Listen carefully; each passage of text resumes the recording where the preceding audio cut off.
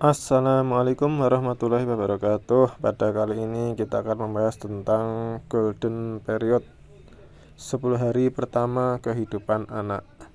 Dalam memperingati Hari Anak pada 23 Juli 2025 untuk generasi penerus sehat Indonesia.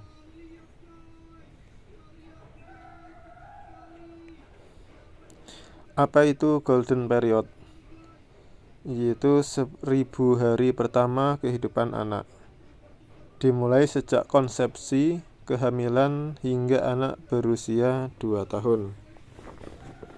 Masa kritis pembentukan otak, organ, dan sistem kekebalan tubuh. Dampaknya bersifat permanen terhadap kesehatan dan perkembangan anak. Kenapa disebut golden period?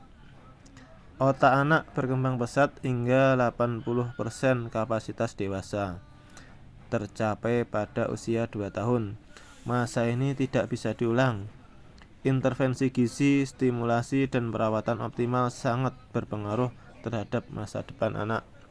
Dampak positif intervensi di 1000 hari: anak tumbuh sehat, cerdas, dan kuat, meningkatkan prestasi belajar di sekolah, mengurangi resiko stunting dan penyakit kronis, berkontribusi pada SDM unggul Indonesia Emas 2045.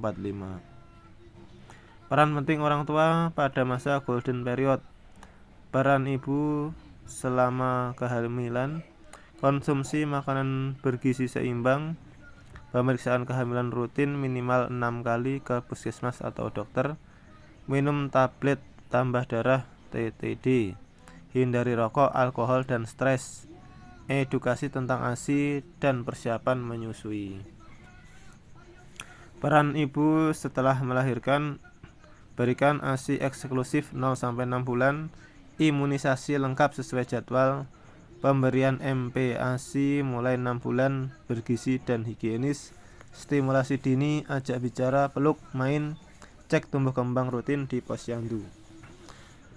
Itu tadi peran penting ibu. Kemudian peran penting ayah. Peran ayah dalam pengasuhan anak: memberi kasih sayang dan keamanan emosional, mendukung ibu dalam merawat anak, memberi teladan perilaku positif, mendorong perkembangan kognitif pada sosial anak, membantu pengambilan keputusan keluarga. Manfaat kehadiran ayah yang aktif: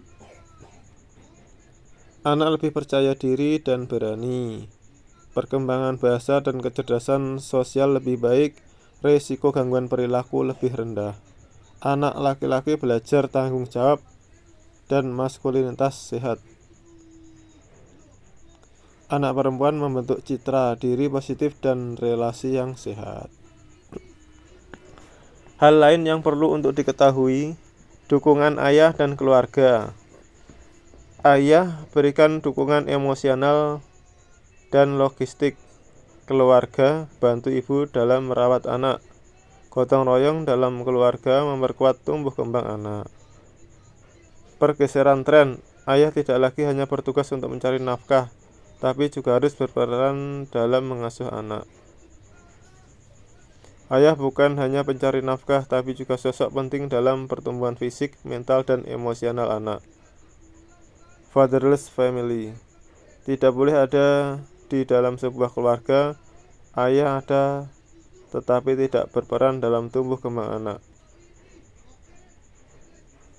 Apa yang harus orang tua lakukan?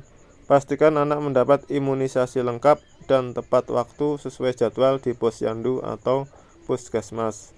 Konsultasikan ke tenaga kesehatan jika ada kekhawatiran. Ikut mendukung program imunisasi nasional demi perlindungan bersama.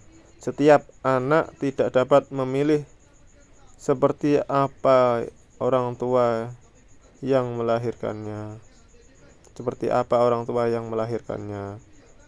Tetapi orang tua dapat belajar untuk menjadi yang terbaik untuk anaknya. Jangan lupakan imunisasi. Imunisasi adalah proses pemberian vaksin untuk membentuk kekebalan tubuh terhadap penyakit tertentu.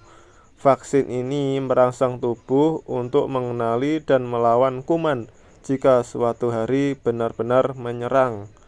Apakah imunisasi aman? Imunisasi secara umum dianggap sangat aman.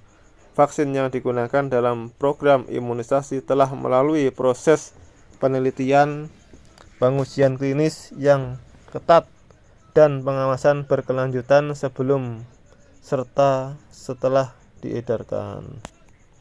Vaksin telah melalui uji klinis bertahun-tahun dan pengawasan ketat dari WHO dan BPOM.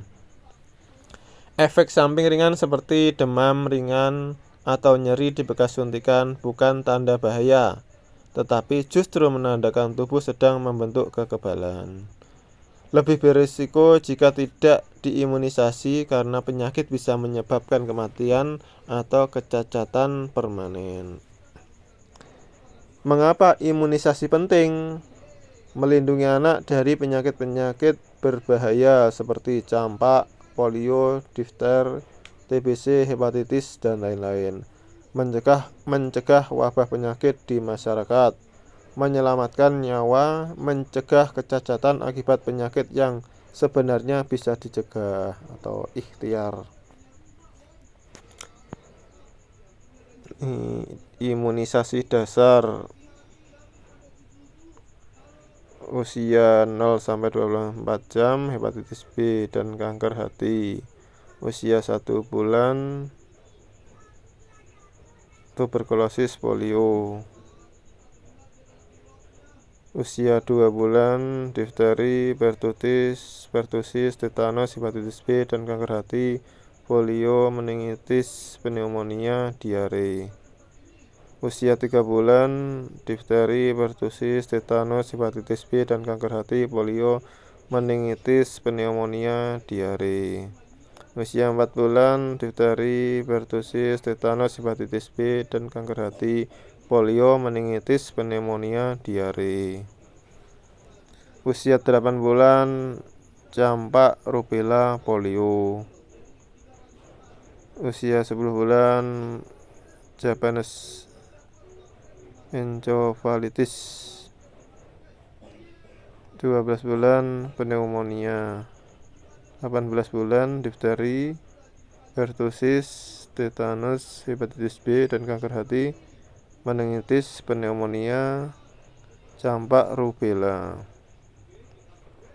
Bulan imunisasi anak sekolah kelas 1 SD atau sederajat, campak, rubella. DT kelas 2 atau sederajat, imunisasi TD kelas 5 atau sederajat, TD HPV 1, kelas 5 SD sederajat, HPV 2. Imunisasi lanjutan tetanus pada wanita usia subur WUS harus melalui screening status imunisasi. Status imunisasi T1, T2 4 minggu setelah T1. Masa perlindungan 3 tahun, T3 6 bulan setelah T2 5 tahun, T4 1 tahun setelah T3 10 tahun, T5 1 tahun setelah T4 lebih dari 25 tahun. Perlunya imunisasi dasar bagi anak. Jadwal imunisasi anak usia 0-18 tahun. Rekomendasi Ikatan Dokter Anak Indonesia IDAI tahun 2024. Ini ada tabelnya. Bisa dilihat jadwal imunisasi anak usia 0-18 tahun.